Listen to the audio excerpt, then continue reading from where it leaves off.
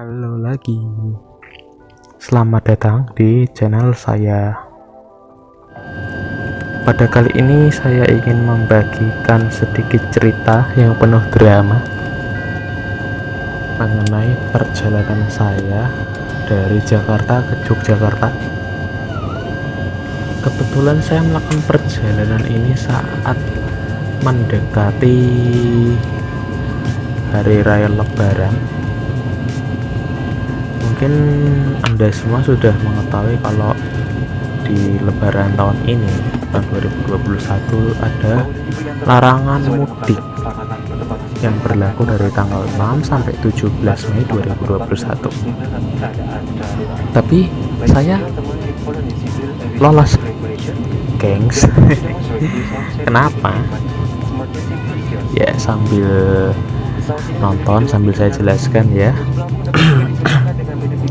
Jadi perjalanan ini saya lakukan pada tanggal 5 Mei 2021. Ingat ya guys, 5 Mei 2021, tepat satu hari sebelum pelarangan mudik.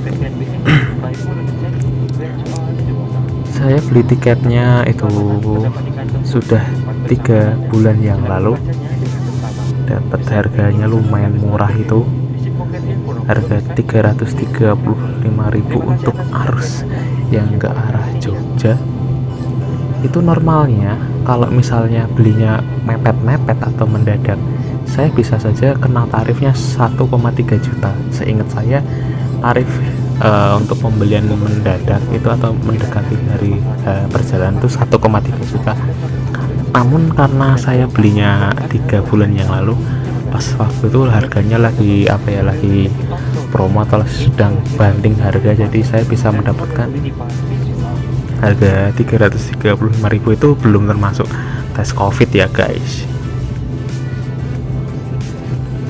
Kalau dilihat dari bagian pesawatnya itu warna hijau royo-royo, pasti teman-teman sudah menebak itu pasti pesawat Citylink.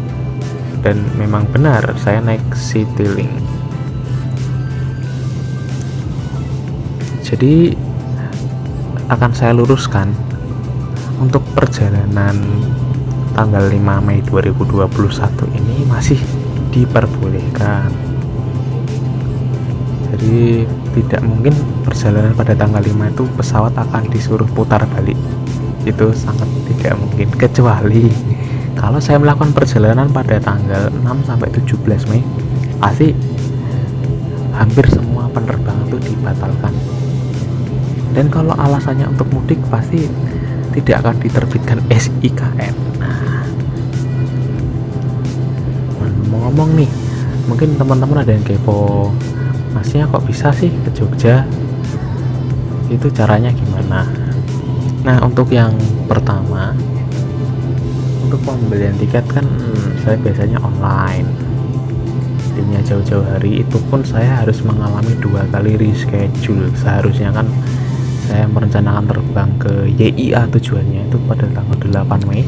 Namun karena penerbangannya dibatalkan terkait dengan addendum itu loh, surat larangan mudik pada 6 sampai 17 Mei, makanya maskapai membatalkan penerbangan di tanggal 8 Mei. Dan akhirnya saya memutuskan untuk pindah ke hari Rabu tanggal 5 Mei.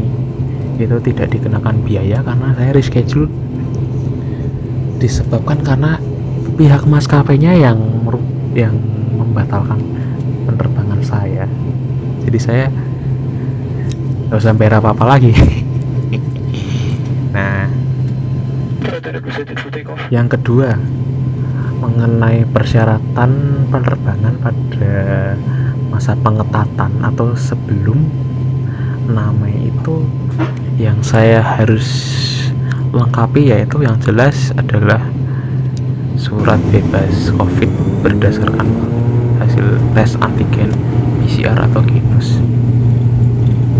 Berhubung saya tesnya antigen di klinik berbayar, jadi masih bisa diterima, nggak perlu PCR. Tapi kalau saya mau kalau saya mau Genus, karena di daerah Jabodetabek setahu saya itu belum ada rumah sakit atau klinik berbayar yang melayani genus.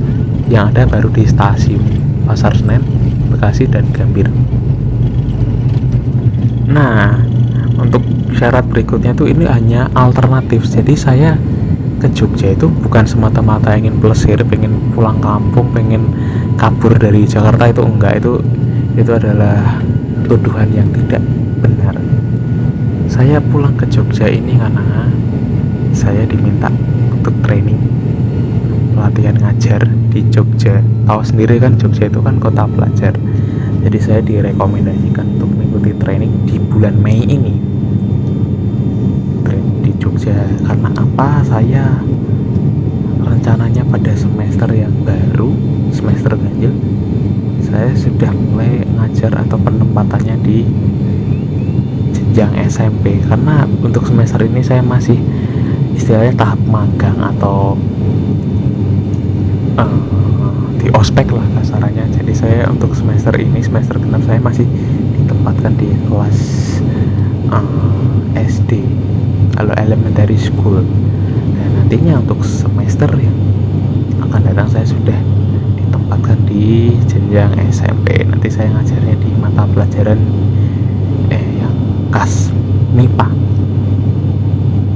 Nah, kembali ke video ini. Tadi teman-teman sudah menyaksikan proses bagaimana pesawat dari pushback sampai dengan dia menuju runway dan akhirnya take off. Jadi jadwal penerbangannya kan harusnya jam 13.45, tapi karena dari pihak maskapai itu memajukan jadwal dan saya dapat SMS dari Citylink, makanya penerbangan maju jadi jam 13.25 atau lebih awal 20 menit. Dan diperkirakan akan tiba di Adi Sucipto, Yogyakarta pukul 14.55. Ya, jadi waktu saya terbang ke Jogja pada tanggal 5 Mei ini memang pas lagi puncak arus mudik, karena waktu itu di Bandara Halim Perdana Kusuma Jakarta Timur itu penumpangnya lumayan ramai.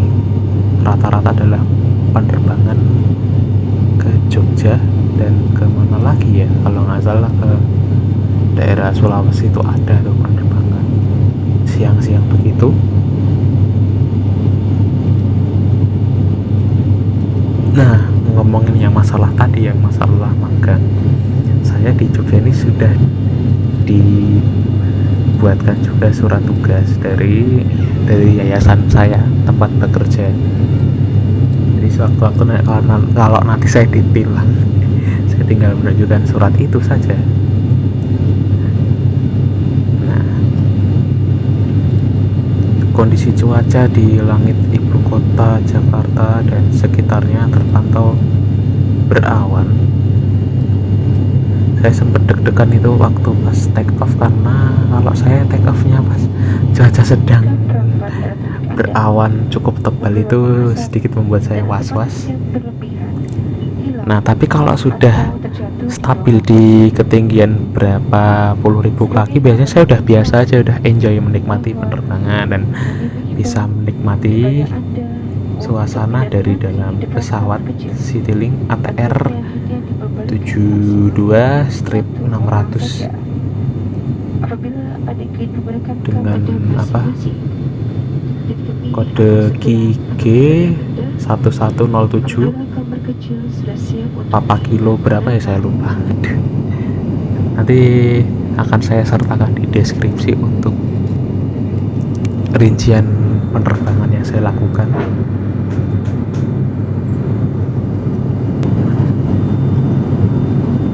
Sudah mulai memasuki Jawa Tengah. Di situ di bawah terlihat ada sungai.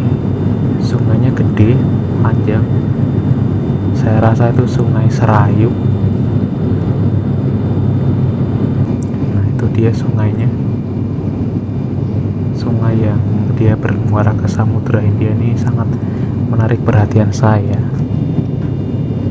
Nah, kalau itu sudah mulai memasuki Provinsi Daerah Istimewa Yogyakarta, tempat kampung halaman saya.